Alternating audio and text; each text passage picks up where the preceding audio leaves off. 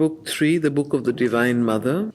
Canto 2, the Adoration of the Divine Mother.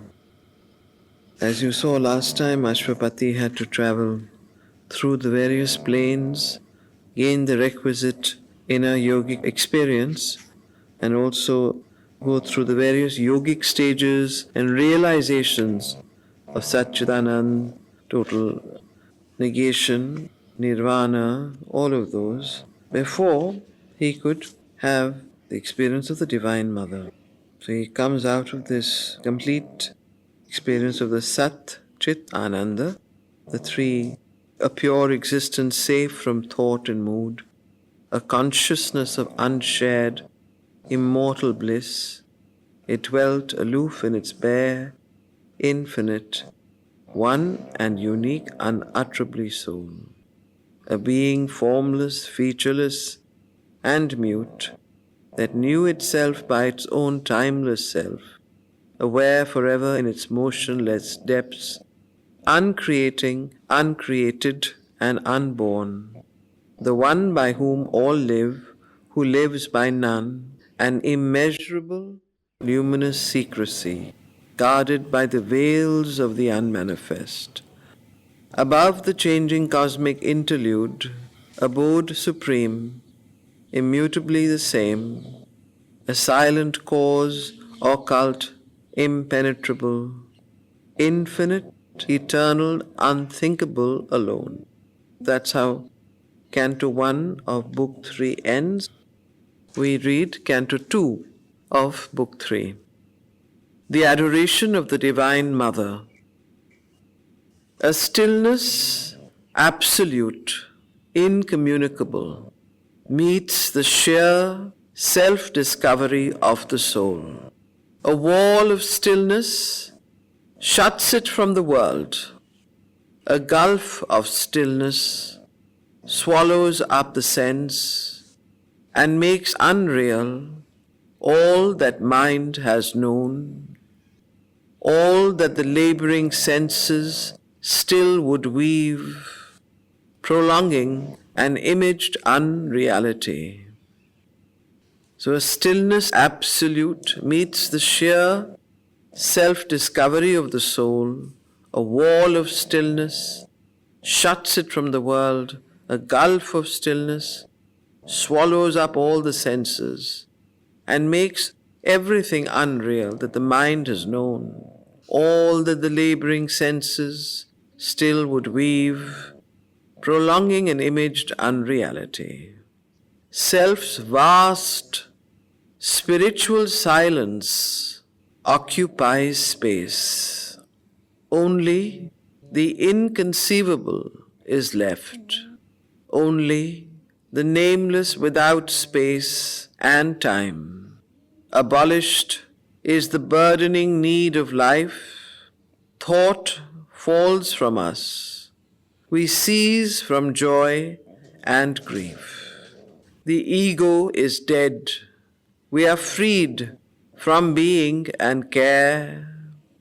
We have done with birth and death and work and fate.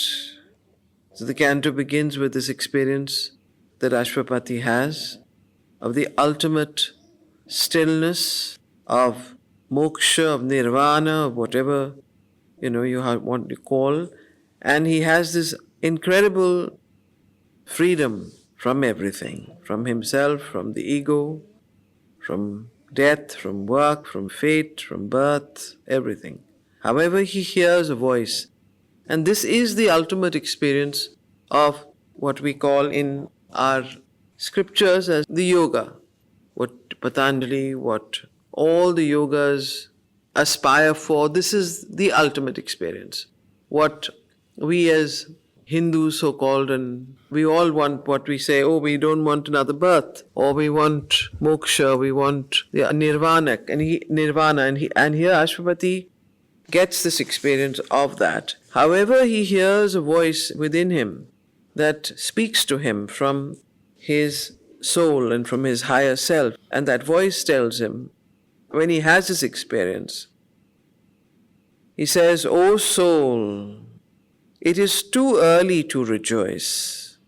Thou hast reached the boundless silence of the self.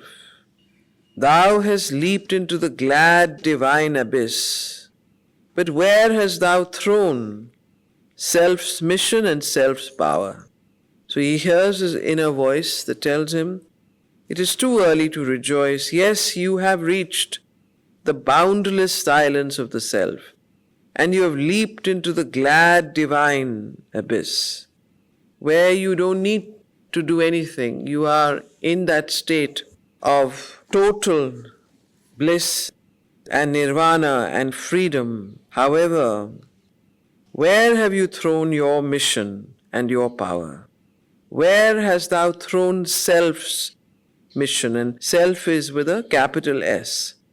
The over-self, the higher self, the Jivatman, self's mission and self's power. On what dead bank on the eternal's road? One was within thee who was self and world. What hast thou done for his purpose in the stars? So there was that one that was within you that was both self and world. What have you done for his purpose in the stars? Escape brings not the victory and the crown. Escaping the world and leaving it as it is because you have achieved the freedom from birth and death and grief. You're free from the ego, completely free, does not achieve the victory and the crown. Escape brings not the victory and the crown. Something thou camest to do from the unknown. Here, of course, the avataric mission and reason for Ashwapati's birth is revealed, that you have come here for a work, for a purpose. Something thou camest to do from the unknown, but nothing is finished. And the world goes on as it is, because only half God's cosmic work is done. Only the everlasting No has neared and stared into thy eyes and killed thy heart. But where is the lover's everlasting yes? And immortality in the secret heart, the voice that chants to the Creator fire, the symboled Om, the great assenting word. The bridge between the rapture and the calm, the passion and the beauty of the bride, the chamber where the glorious enemies kiss, the smile that saves, the golden peak of things. This too is truth at the mystic fount of life. A black veil has been lifted. We have seen the mighty shadow of the omniscient Lord. But who has lifted up the veil of light? And who has seen the body of the King? Yes, he says, the veil has been lifted from you, Ashwapati, and you have seen the mighty shadow of the omniscient Lord, the self-negating No, the everlasting No, that the nirvanic, the absolute non-existence of life. But you've escaped from all of this. You've escaped from grief and death and birth and sorrow and pain and ego. However, he says, a black veil has been lifted. We have seen the mighty shadow of the omniscient Lord. It is the mighty shadow, however, of the omniscient Lord. You've seen it. But who has lifted up the veil of light? So the veil of darkness has been lifted. But what about the veil of light that hides the body of the King? The mystery of God's birth. Now this is the veil of light. The mystery of God's birth and acts remains. So this is something that still remains, leaving unbroken the last chapter's seal. Unsolved, the riddle of the unfinished play. The cosmic player laughs within his mask. So the wonderful lines and description. Of course, one of the most important questions that has been posed to those who have achieved complete freedom and complete bliss. Even Buddha, when he had to take the last step, turned around and he said, I won't do that. I will wait till the world that is is free from sorrow and suffering. And he refused to cross the last door, the threshold to go into nirvana, and waited there. So you see, if you read the ultimate experience or the ultimate realization of the Buddhist yoga, you will see it is nirvana and moksha. Not moksha, moksha is the Indian word, but nirvana is what it is. But Buddha himself didn't cross that because he was also an avatar. He had also come for a mission. He showed that this is possible, that there is a way to experience, to overcome sorrow, death, birth, and so on. But he said, I will wait till the world comes there. However, Sri Aurobindo mission, which of course very autobiographical here with Ashwapati, that he has come not only to show the path to moksha, but to understand that is not the end, that is only the veil of night that is removed from the human consciousness, and it gives us a full understanding of the earth, but then to turn back and stay in life and say, no, there is a veil of light that hides the body of the king. Now, the body of the king here is the body of the earth. So, in a sense, what he's saying is the body of the earth is the body of the divine. And that is what has to be released and needs to be, and the veil from that has to be removed. And how does one do that? And that is what Ashwapati is now going to be shown. The next avatar or the next manifestation was Sri Aurobindo's, where he was missioned to bring down a higher power, which is the supramental power or supramental consciousness, a new consciousness to break and into earth, so that death itself on earth could be transformed to immortality. So instead of escaping death, to escape death one had to go to nirvana or to moksha.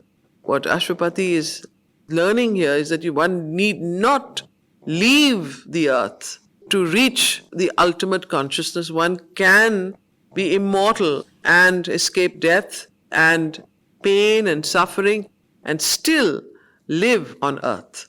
So to make the earth divine, that's why if you notice Sri Aurobindo's books, one is called The Life Divine, the synthesis of yoga. You see the chapters, the names of the books.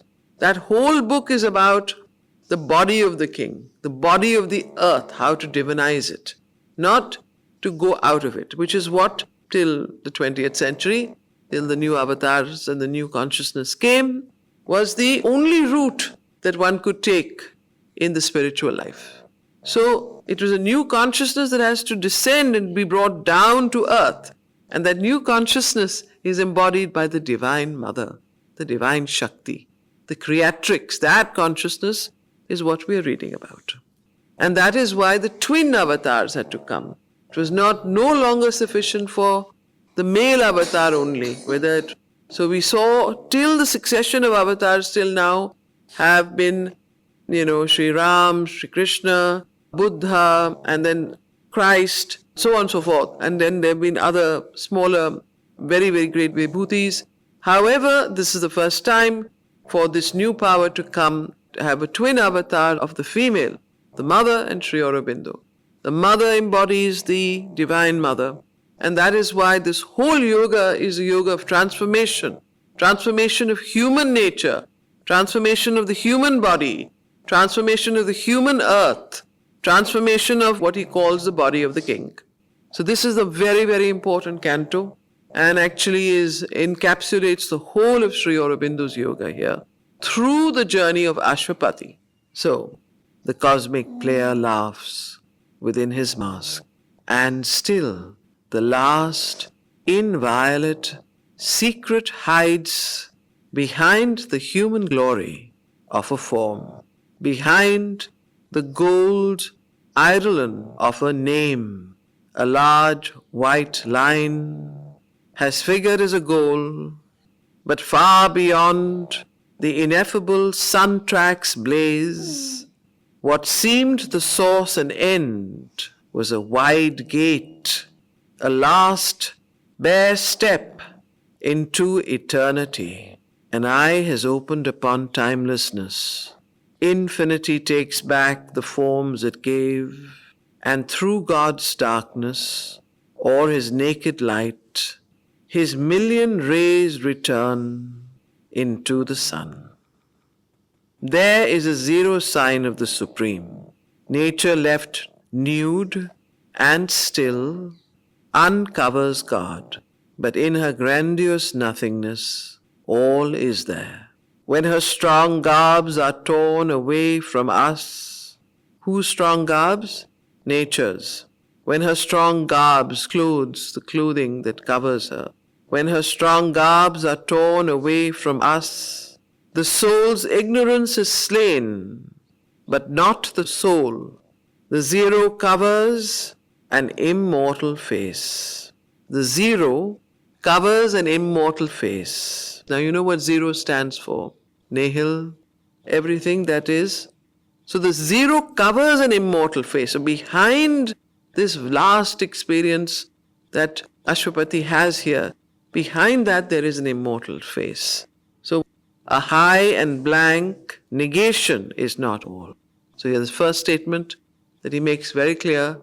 A high and blank negation is not all. What is his negation? Neti, neti, neti, moksha, whatever. In every tradition there's a different word for it. Okay? So a high and blank negation is not all. A huge extinction is not God's last word. Life's ultimate sense, the close of being's course, the meaning of the great mysterious world. In absolute silence sleeps an absolute power. So what is this absolute power that sleeps in absolute silence? It is the power of the superconscious that is embedded in matter. It is lying in the darkness of the caves of matter, in the depths of the earth. And that power, when it is awakened and when rises, meets the superconscious power that rises from above. And this is, in absolute silence sleeps an absolute power. Awaking, it can wake the trance-bound soul. So when this power awakes, it can awake the trance-bound soul and in the ray reveal the parent sun. It can make the world a vessel of Spirit's force.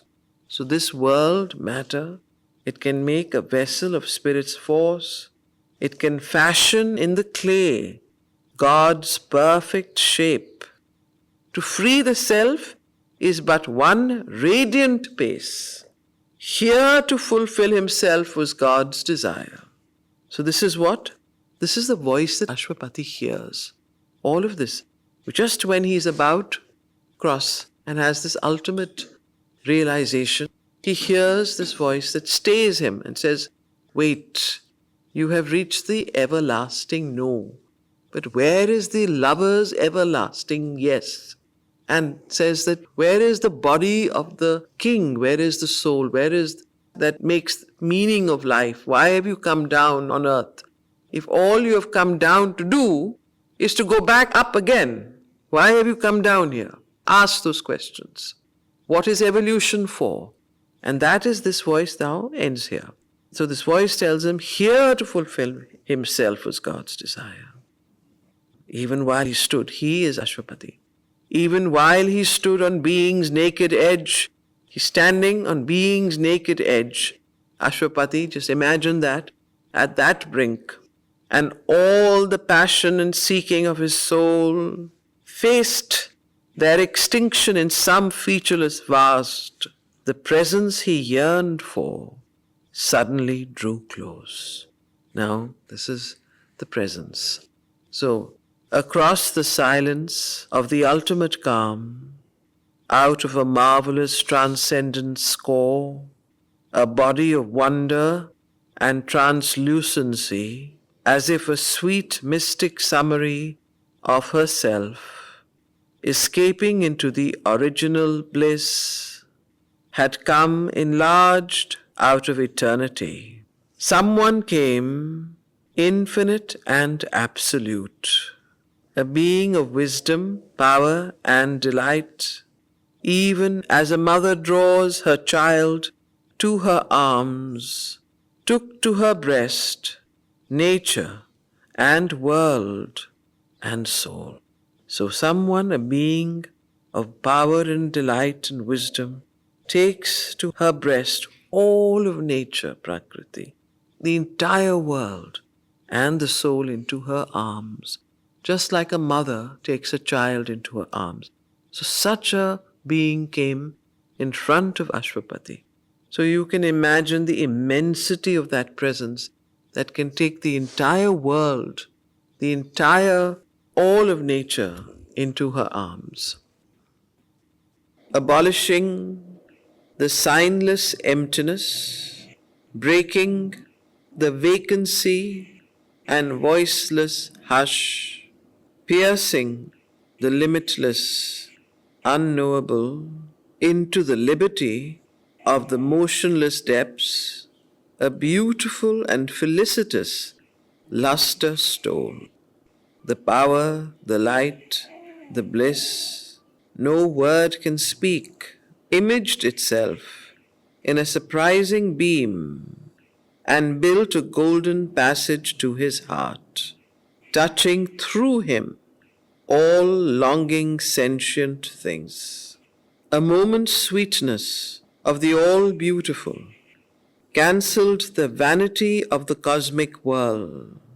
A nature throbbing with a heart divine was felt in the unconscious universe. It made the breath a happy mystery, a love that bore the cross of pain with joy, eudaemonized the sorrow of the world, made happy the weight of long unending time, the secret court of God's felicity. Affirming in life a hidden ecstasy, it held the spirit to its miraculous course, carrying immortal values to the hours. It justified the labor of the suns, for one was there, supreme behind the God. A mother might brooded upon the world, a consciousness revealed its marvelous front, transcending all that is, denying none. Imperishable above our fallen heads, he felt a rapturous and unstumbling force. The undying truth appeared, the enduring power of all that here is made and then destroyed, the mother of all Godheads and all strengths, who, mediatrix, binds earth to the Supreme. So the mother of all Godheads and all, who mediatrix, binds earth to the Supreme. So she is the one that binds as the mediatrix between earth and the Supreme. The enigma ceased that rules our nature's night. The covering nescience was unmasked and slain. Its mind of error was stripped off from things and the dull moods of its perverting will. So because of the mother's presence and because the whole nescience that covered the ignorance and the nescience that covered the earth was unmasked and slain, Ashwapati could see everything plain because of the mother's presence that he saw and bore. The mind of error of nescience was stripped off from things and the dull moods of its perverting will. Illumined by her all-seeing identity, knowledge and ignorance could strive no more. No longer could the titan opposites, antagonist poles of the world's artifice, impose the illusion of their twofold screen, throwing their figures between us and her. Her is the mother.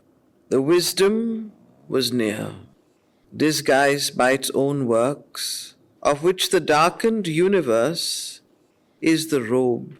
So what is this entire universe? It is the robe of that wisdom that is near and disguised by its own works, of which the darkened universe is the robe.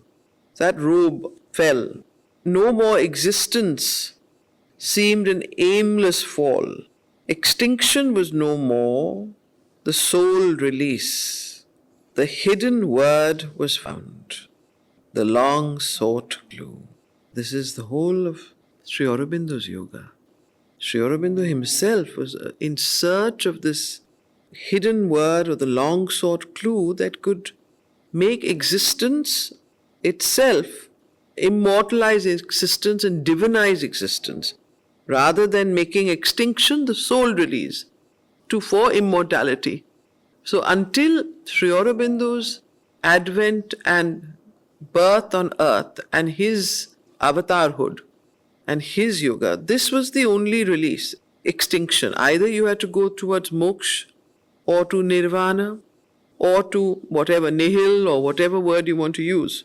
But that was the only way the soul could live in an immortal, blissful state of Satchidananda. There was no Satchidananda, there was no divinity on earth, but the soul could not find the clue to immortalize earth, to immortalize the human body, to bring down that power to change earth nature was not found. And this is what Ashwapati here sees. Now obviously you can see very clearly, very dimly disguised whose yoga and who Ashwapati here is. But of course in this narrative it is Ashwapati who has the vision of the Divine Mother, and that is when he asks for the boon. So the hidden word was found, the long sought clue. Revealed was the meaning of our spirit's birth, condemned to an imperfect body and mind, in the inconscience of material things and the indignity of mortal life. A heart was felt in the spaces wide and bare, a burning love from white spiritual founts, annulled the sorrow of the ignorant depths. So again, you see the two great powers that the Mother has spoken about in several of her talks, and Sri Aurobindo also has several aphorisms, is love and courage. If all the others get eclipsed, these two will save the world. Love and courage, because love is the ultimate glue, is the binding force of the universe, and that which can take us and attracts us to divinity. And courage is the will and the power and the effort required to reach there. So love and courage, these are two very, very important qualities. A burning love from white spiritual founts annulled the sorrow of the ignorant depths. Suffering was lost in her immortal smile. A life from beyond grew conqueror here of death. To err no more was natural to mind. Wrong could not come where all was light and love. The formless and the formed were joined in her. Immensity was exceeded by a look. A face revealed the crowded infinite, incarnating inexpressibly in her limbs. The boundless joy the blind forces seek, her body of beauty mooned the seas of bliss. At the head she stands of birth and toil and fate. Yeah. So from here, at the head she stands, directly about the Mother. Very famous lines Amal Kiran wrote to Sri Aurobindo about, and Sri Aurobindo answered that these have been written from the highest over mental supramental plane, these particular words. At the head she stands of birth and toil and fate. In their slow round the cycles turn to her call. Alone her hands can change time's dragon base. Hers is the mystery the night conceals. The spirit's alchemist energy is hers. She is the golden bridge, the wonderful fire. The luminous heart of the unknown is she, a power of silence in the depths of God. She is the force, the inevitable word, the magnet of our difficult ascent. And now you know why Sri Aurobindo wrote the book, The Mother. And this is the way, this is the clue to immortality. It is through the mother. Every time he would point, follow her. Surrender to her. All the sadhaks, because he himself followed that path for immortality and supramentalization of his own body. So, this is a very, very mantric, extremely mystical, but occult, very high poetry, but also the heart of Savitri and heart of Sri Aurobindo's yoga, and the heart of the key to practice and to understanding why the mother's role is so important. A power of silence in the depths of God. She is the force, the inevitable word, the magnet of our difficult ascent, the sun from which we kindle all our suns, the light that leans from the unrealized vast, the joy that beckons from the impossible, the might of all that never yet came down. All nature dumbly calls to her alone to heal with her feet the aching throb of life and break the seals on the dim soul of man and kindle her fire in the closed heart of things. All here shall be one day her sweetness's home. All contraries prepare her harmony. Towards her our knowledge climbs, our passion gropes. In her miraculous rapture we shall dwell. Her clasp shall turn to ecstasy our pain. Our self shall be one self with all through her. In her confirmed, because transformed in her, our life shall find in its fulfilled response above the boundless hushed beatitudes, below the wonder of the embrace divine. This known as in a thunder flash of God, the rapture of things eternal filled his limbs. Amazement fell upon his ravished sense. His spirit was caught in her intolerant flame. Once seen, his heart acknowledged only her. Only a hunger of infinite bliss was left. All aims in her were lost, then found in her.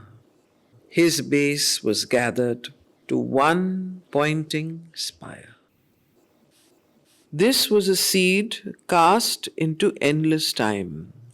A word is spoken, or a light is known.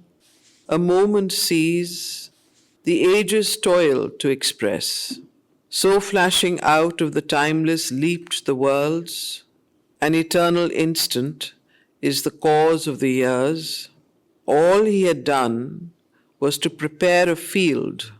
His small beginnings asked for a mighty end. For all that he had been must now new shape.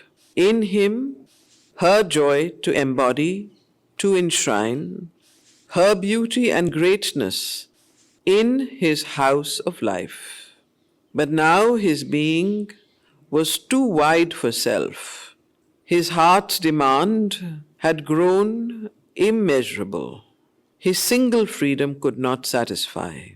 Her light, her bliss, he asked for earth and men.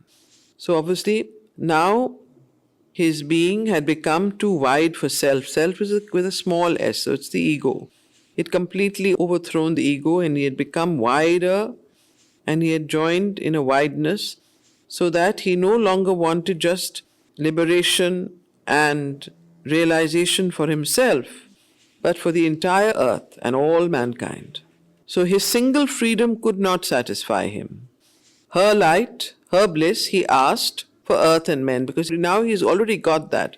Her light and bliss have already entered into his limbs, into his mind, into his heart, into his body. His base was gathered to one pointing spire. His ego was completely disappeared and he became one with the cosmos, with the mother. And then he asks for her light, her bliss, for earth and men.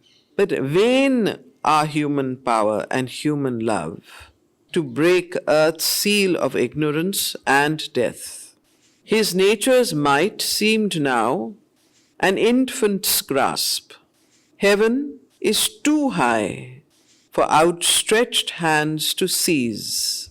This light comes not by struggle or by thought. In the mind's silence, the transcendent acts, and the hushed heart hears the unuttered word. A vast surrender was his only strength. A power that lives upon the heights must act, bring into life's closed room the immortal's air, and fill the finite with the infinite. All that denies must be torn out and slain, and crushed the many longings for whose sake we lose the one for whom our lives were made. Now other claims had hushed in him their cry. Only he longed to draw her presence and power into his heart and mind and breathing frame. Only he yearned to call forever down her healing touch of love and truth and joy into the darkness of the suffering world. His soul was freed and given to her alone. End of Canto 2. In this one paragraph, the whole yoga of Ashwapati and Sri Aurobindo have been described, where he says it's not by struggle or effort or that the divine breaks the seal of the human ego. It is only through surrender and the silence of the hushed heart and the mind silence, and that is what allows the transcendent to act. Happy that you have become totally free and you've got to attain moksha, nirvana, but come back for the suffering world, call the mother. So he aspires for her, then the surrender to her completely, and the rejection of everything that comes between his surrender and aspiration. And if you notice the book, The Divine Mother, The Mother by Sri Aurobindo, the first chapter, that begins with aspiration, rejection and surrender. There are chapters in each one of them, right? So this is in poetic form what there is in prose, and that is of course given in great detail. How to aspire, what to aspire for, what is rejection, what exactly should one reject, how to reject, and surrender, what is surrender, how to surrender. So the whole book of the Mother is actually, the kernel of it is in this one canto of the Adoration of the Divine Mother in Savitri.